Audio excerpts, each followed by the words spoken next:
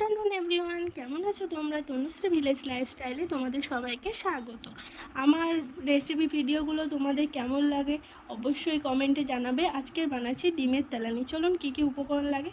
লাগছে 2টো পেঁয়াজ কুচি, লাগছে একটু আদা কোরানো, 8 থেকে 9টা রসুন কুচি, লাগছে আমাদের 2টো ডিম, শেজওয়ান সস, লাগছে গরম মশলা, আর লাগছে হচ্ছে লবণ, কাশ্মীরি লঙ্কার গুঁড়ো, শুকনো গুঁড়ো লঙ্কার গুঁড়ো, হলুদ, আর হচ্ছে জিরে ধনে গুঁড়ো। চলুন কড়াটা বসিয়ে দিয়েছি গরম হতে। এবার কড়াইতে তেল দিয়ে দিচ্ছি আমি। তেলটা আবার গরম হয়ে যাক।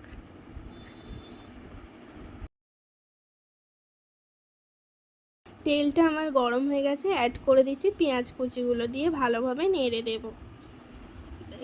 গ্যাসের ফ্লেমটা এখন লো ফ্লেমে দিয়ে দেবেন, না তো পুড়ে যাওয়ার সময়। এবার অ্যাড করে দিচ্ছি লবণ, দিয়ে ভালোভাবে নেড়ে নিচ্ছি।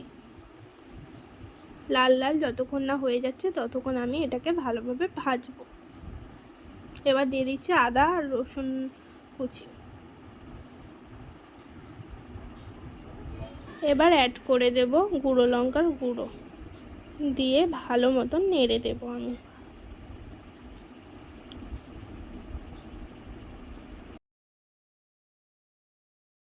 আর অ্যাড করব শেজওয়ান সস। আপনারা টমেটোও দিতে পারেন। শেজওয়ান সসটা দিয়ে দেখবেন ভালো লাগবে, বা টমেটো সসও দিতে পারেন, তাতে খেতে ভালো হয়।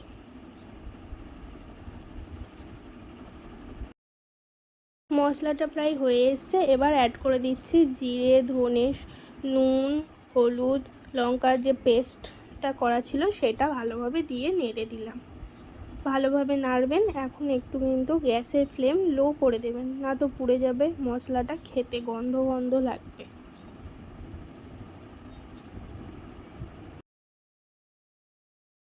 এবার মশলাটা প্রায় হয়ে এসছে। এবার অ্যাড করে দিচ্ছি আমি জল, যাতে মশলাটা না নিচে ধরে যায়।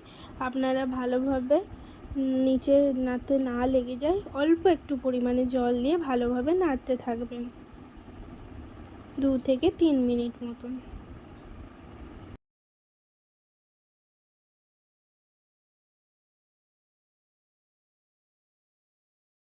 মশলাটা থেকে জল শুকিয়ে গিয়েছে।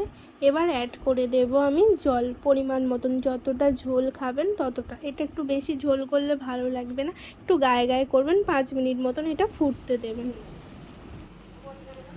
আমার ঝোলটা ফুটে গিয়েছে। এবার অ্যাড করে দিচ্ছি একটা ডিমটা। এটা ভাজতে লাগবে না, আরেকটা ডিম অ্যাড করে দিচ্ছি, দিয়ে এটা 2 থেকে 3 মিনিট মতন ফুটতে দেব।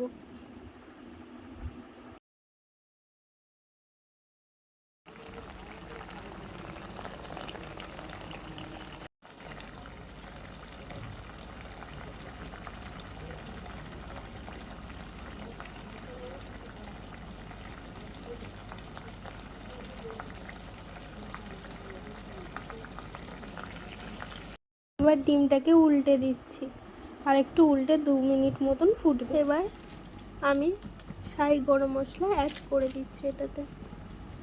আপনারা যে কোনো গরম মশলা অ্যাড করতে পারেন, দিয়ে একটু হালকা করে নেড়ে নেবেন, না তো ভেঙে যেতে পারে ডিমটা।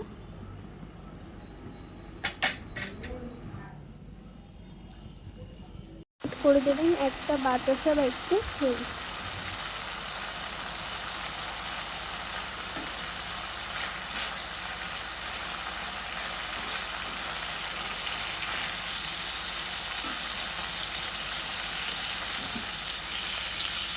হয়ে গেছে আমাদের ডিমের তেলানি। চলুন সার্ভ করে নিই।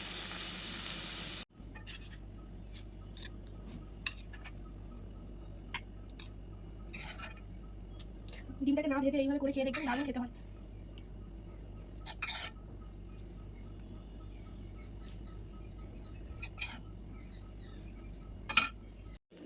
আমাদের ডিমের তেলানি রেডি। তেল ছাড়া ডিমের তেলানি কেমন হয়েছে অবশ্যই জানাবেন, আর অবশ্যই ট্রাই করে দেখবেন। এটা 5 মিনিটের মধ্যে রেসিপিটা হয়ে যায়। ভালো লাগলে প্লিজ শেয়ার করে দেবেন, সাবস্ক্রাইব করে দেবেন, কমেন্ট করে দেবেন, ফলো করে দেবেন। Thank you. অবশ্যই কমেন্ট করবেন, আপনার একটা কমেন্টে আমি মোটিভেট হই।